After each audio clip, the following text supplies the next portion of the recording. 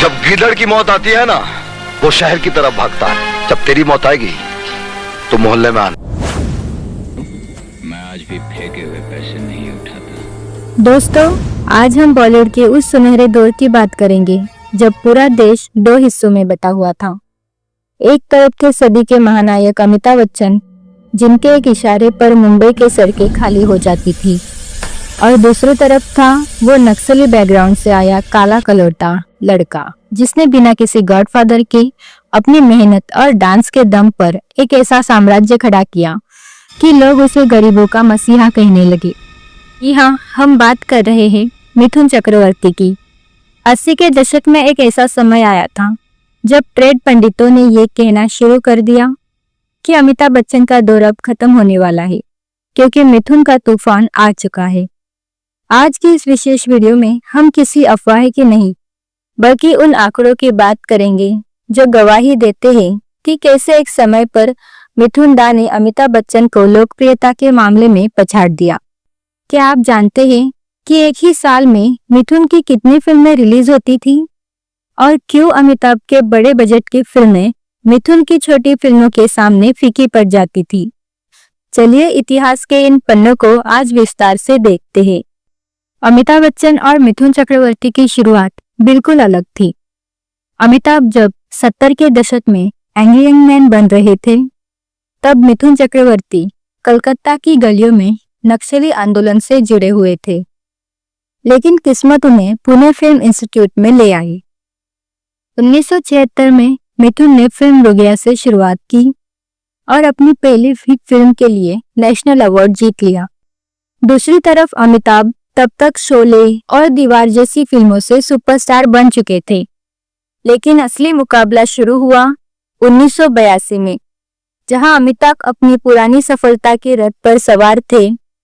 वही मिथुन ने disco dancer के जरिए पूरी दुनिया में वो धमाका किया जो बॉलीवुड के किसी भी स्टार ने पहले कभी नहीं किया था। डिस्को डांसर ने रूस में 100 करोड़ से ज्यादा की कमाई की थी, जो उस समय के हिसाब से एक नामुमकिन आंकड़ा था। यही से शुरू हुई वो जंग जिसे नंबर 1 की लड़ाई कहा गया। 80 के दशक का बॉक्स ऑफिस रिकॉर्ड उठाकर देखिए, आप हैरान रह जाएंगे। साल 1989 में मिथुन चक्रवर्ती की 19 फिल्में लीड रोल में रिलीज हुई थी। यह एक ऐसा वर्ल्ड रिकॉर्ड है जो आज तक गिनीज बुक में दर्ज है। अमिताभ बच्चन एक साल में 2 या 3 फिल्में करते थे, लेकिन मिथुन हर महीने एक नई फिल्म के साथ सिनेमाघरों में आते थे। ट्रेड एक्सपर्ट्स बताते हैं कि उस दौर में फिल्म डिस्ट्रीब्यूटर्स अमिताभ बच्चन की फिल्म खरीदने से डरते थे, क्योंकि उनका रेट बहुत ज्यादा था, लेकिन मिथुन की फिल्में मिनिमम गारंटी होती थी। मिथुन की फिल्में कभी भी घाटे का सौदा नहीं रही। छोटे शहरों और सिंगल स्क्रीन थिएटर्स में मिथुन का जादू अमिताभ से कहीं ज्यादा चलता था। बॉलीवुड के गलियारों में ये बात बहुत मशहूर थी कि अमिताभ बच्चन और मिथुन चक्रवर्ती के बीच पेशेवर दुश्मनी थी।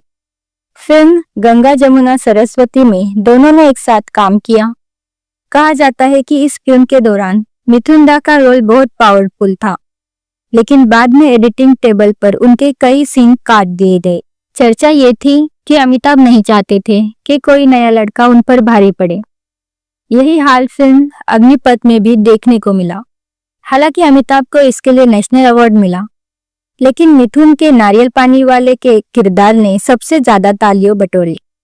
लोगों का कहना था कि मिथुन की परफॉर्मेंस अमिताभ के विजय दीनानाथ चौहान पर भारी पड़ रही थी। इसी वजह से उस समय के कई निर्देशकों ने इन दोनों को फिर कभी साथ कास्ट नहीं किया।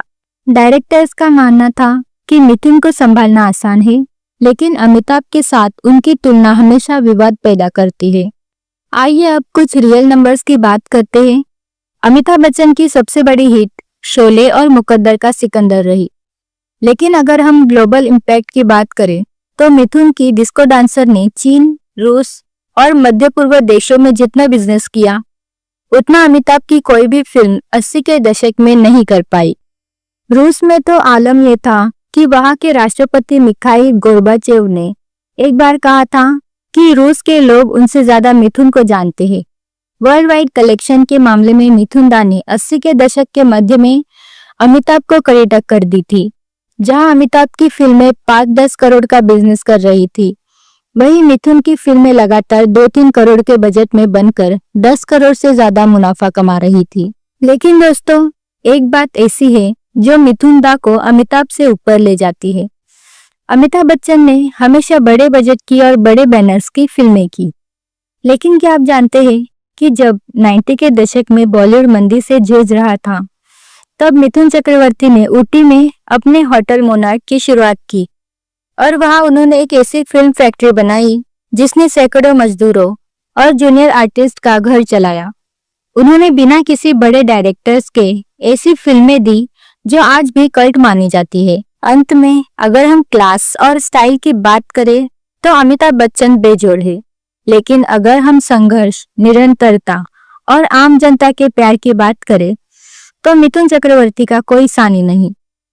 अमिताभ बच्चन अगर बॉलीवुड के शहंशाह है तो मिथुन चक्रवर्ती बॉलीवुड के असली जनता के स्टार है। एक ने महलों में राज किया तो दूसरे ने करोड़ों के दिलों की धड़कन बनकर फुटपाथों पर राज किया। तो दोस्तों, आपके हिसाब से 80 के दशक का असली सुपरस्टार कौन था? क्या वो अमिताभ बच्चन का एंग्री यंग मैन था या मिथुन चक्रवर्ती का डिस्को और एक्शन वाला अवतार?